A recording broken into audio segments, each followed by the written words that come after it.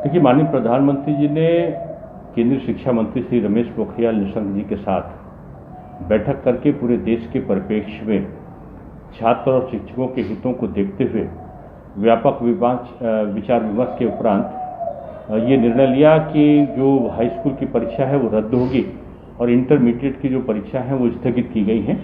1 जून को निर्णय होगा कि उसके बारे में क्या नीति अपनाई जाए और 15 दिन पहले इंटरमीडिएट के छात्रों को परीक्षा की सूचना दी जाएगी। स्थितियां समान होने पर ये सारी गतिविधियां होंगी, ऐसा केंद्र सरकार ने निर्णय लिया है।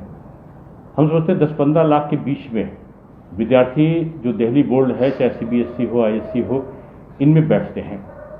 उत्तर प्रदेश माध्यमिक शिक्षा परिषद का प्रयागराज बोर्ड दुनिया का सबसे बड़ा शैक्षिक बोर्ड है, जिसमें हाई स्कूल और इंटरमीडिएट के लगभग 56 से 57 लाख विद्यार्थी प्रतिवर्ष बैठते हैं। हमारी परीक्षाएं 24 अप्रैल से निर्धारित थी, जिनको हमने कोरोना का संक्रमण देखते हुए हमने उनको 8 मई से निर्धारित किया। अभी हम प्रतिदिन का हमारे वहाँ पे मॉनिटरिंग हो रही है। खुद मुख्यमंत्री जी अभी तक मॉनिटर कर रहे थे। दुर्भाग्यपूर्ण स्थितियों में आज वो कोरोना पॉजिटिव हो गए।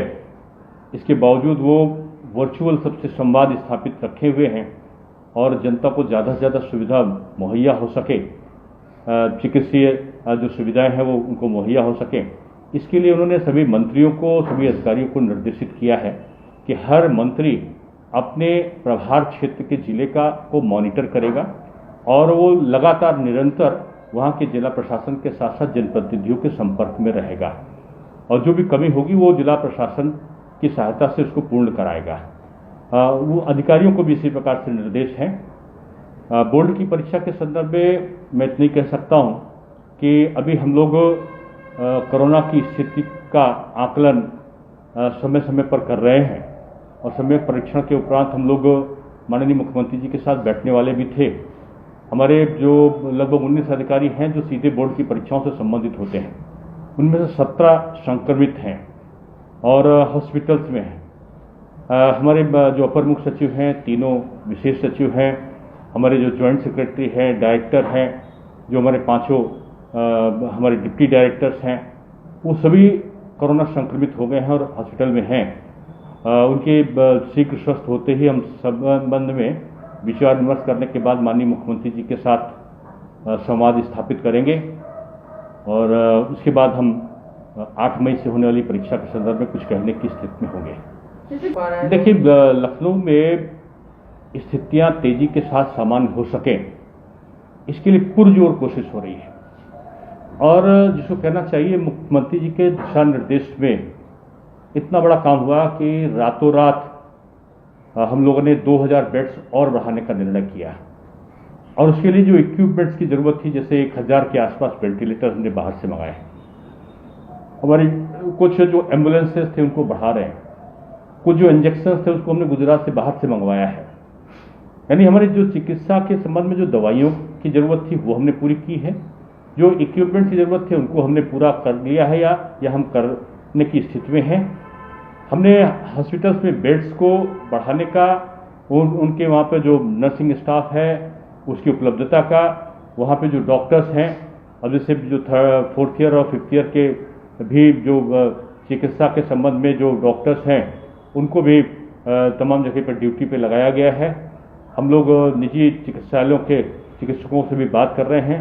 निजी क्षेत्र में भी जो अवकाश है कर्मचारियों का, उसको लेने के लिए रोका गया है कि वो न लें। सरकार में भी जो कर्मचारियों को, जो चिकित्सा से संबंधित कर्मचारी हैं, उनकी छुट्टी को भी रोका गया है। और ये सारी चीज़ों को हम लोग करने के साथ साथ पब्लिक से भी एक अपेक्षा माननीय मुख्यमंत्री जी ने की है कि हम सबसे बड़े स्वास्थ्य रक्षक स्वयं हैं और अगर हम कोरोना गाइडलाइन का अनुपालन करेंगे तो हम अपने आप को बचा सकेंगे।